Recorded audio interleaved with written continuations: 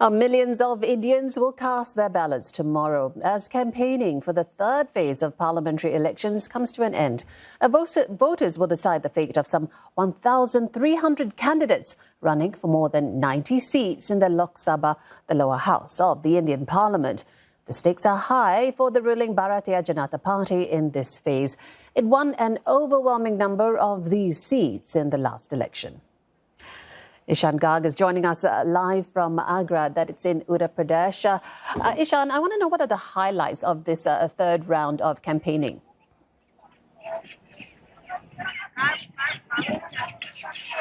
Well, some of the biggest highlights that we have seen in this round of campaigning has been obviously on the issues of providing reservation to the underprivileged sections of the society, and in the manner in which it can be done, that has been debated intensely by both big blocs in this election. First, of course, you've got the Bharatiya Janata Party headed by Prime Minister Narendra Modi himself, who's the face of the party's election campaign, who's been alleging that the big opposition, the Congress party, wants to provide more and more reservation to the Muslims in the entire country, and has said that he will not let this party take away the rights of the scheduled castes and scheduled tribes, which are the protected minorities, which are the so-called lower castes inside the country. And we've just recently heard new remarks coming from Rahul Gandhi, who's the face of this India alliance, saying that he will not tamper with the issue of reservations. He will not tamper with the quota of reservations provided to the underprivileged sections of the society, and he has denied claims that any new reservations will be provided to the Muslims. And now, second thing that the Congress party has highlighted during its election campaign has been these allegations that the BJP, the Bharatiya Janata Party, wants to change the constitution to make India more of an autocracy. And BJP has once again vehemently denied these sort of election comments. The social media handle of Prime Minister Narendra Modi itself put out a video saying that Prime Minister considers the Constitution to be his holy book, and says that the Constitution is the most important text in the country. So that's what we've seen in these elections. So obviously some of the issues taking a backseat and these issues coming to the forefront. Ishan, you also sat down with some chai with the voters and spoke to them about some of their concerns. What did they tell you?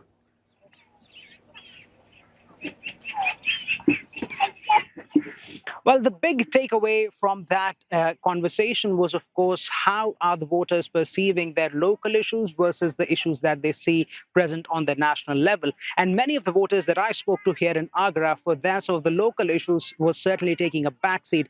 And they said that they are going to be voting more on the national issues, such as the issue of the abrogation of the special status for the state of Kashmir, the issue of this massive Ram temple being built in this state in Uttar Pradesh.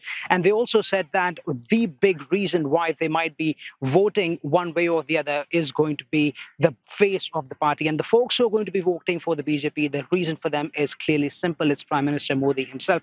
But we will go into more of those details in this story that we've just done in Agra. Indian politics is best served with a piping hot cup of tea. And that's what we are here to discuss in Agra, in Uttar Pradesh, which is India's most populous state. Of the 543 parliamentary seats up for grabs in the ongoing elections, 80 come from this state, which means that the voters here can swing the election in the favor of the party they vote for. So now let's speak to the voters here in Agra who will go to polls on Tuesday and find out what the hot button issues are for them.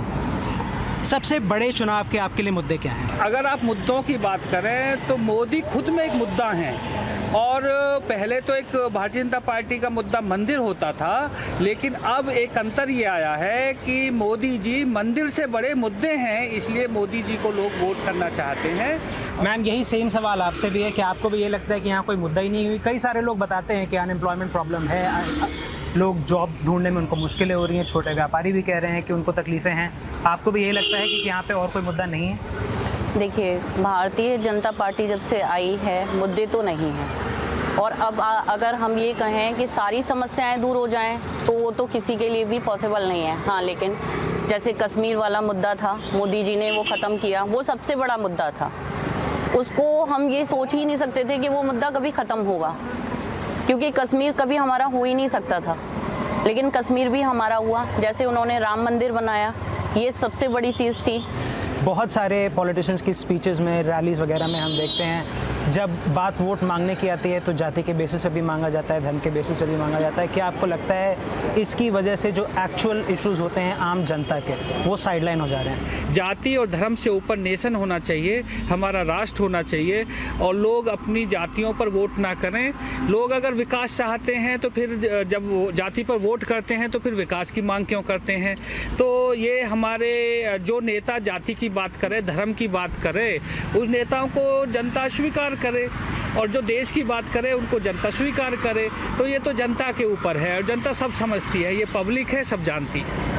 Ma'am, आपसे भी same सवाल है कि आपको लगता है कि जो एक्चुअल लोगों के इश्यूज होते हैं, चाहे वो पढ़ाई को लेकर हो, हेल्थ केयर को लेकर हो, एम्प्लॉयमेंट को लेकर हो, वो साइडलाइन हो जाते हैं जाति और धर्म के इस तरह की जो स्पीचेस दी जाती हैं उनकी वजह से? तो जाति विशेष की कुछ बातें थी, जैसे हमारे यहाँ पे यादव की अलग पार्टी थी, और बिहार में भी एक अलग पार्टी थी जाति विशेष की। हर जगह एक जाति विशेष की अलग पार्टी हुआ करती थी, लेकिन आज नहीं है। मैंने जैसा कि आपको बताया कि आज प्रधानमंत्री कोई भी बन सकता है, मुख्यमंत्री कोई भी बन सकता है। तो ये जाति को दूर करके ही किया गया है, जो ये हमारे यहाँ विकास हुआ है।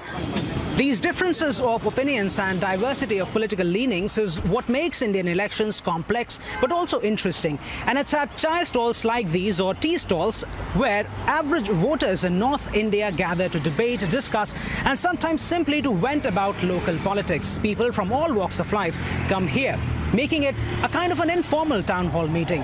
And when these debates get too heated, they are swiftly cooled down by a delicious cup of tea. So let's find out what they think about the importance of having different opinions in an increasingly polarized political climate. Social media के time में बहुत सारी fake news दुनिया में फैली हुई है।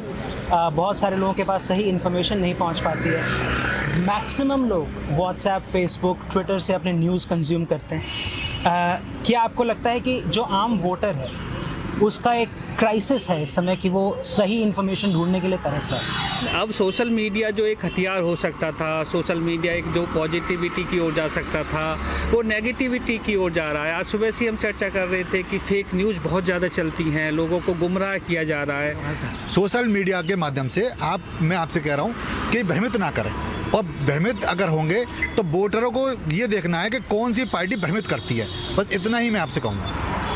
Ma'am, आपसे भी सेम सवाल है कि सोशल मीडिया, फेक न्यूज़ और इसको बढ़ाने की कई सारी नई टेक्नोलॉजी सामने आ रही हैं, तो उनकी वजह से क्या आपको लगता है वोटर के पास सही इन्फॉर्मेशन आज के समय में नहीं पहुंचती है, या वोटर के पास गलत इन्फॉर्मेशन पहुंचाने के साधन और बढ़ गए हैं? नहीं, ये सही बात है कि साधन बढ़ चुके हैं, लेकिन ये तो जनता को देखना होगा ना, क्या सही है, क्या गलत है, क्या हमारे लिए सही जा रहा है, क्या नहीं जा रहा है। अब फेक न्यूज़ तो बहुत सारी होती हैं, या फिर कानून कुछ इस तरीके के बनाए जाएं। Chai stall conversations don't necessarily have to end with a conclusion. A healthy debate on politics is the key takeaway here. And that's what the locals here say is important for India to function as a vibrant democracy. Well, I've just, as we've heard, one of the biggest things that some of the voters who are going to be voting for BJP, which currently leads from this, which currently holds this parliamentary constituency, is going to be the face of Prime Minister Narendra Modi, who still remains an immensely popular leader here. But there are constituencies around here where the Congress might want to take some lead. But the political analysts in this area say that it's going to be very tough for the opposition parties to make a big mark in the state of Uttar Pradesh, which is the most populous state in the country and can swing the elections in the favor of one party or the other. Ishan, great discussion, great backdrop there as well. Ishan Garga reporting in Agra, Uttar Pradesh, India.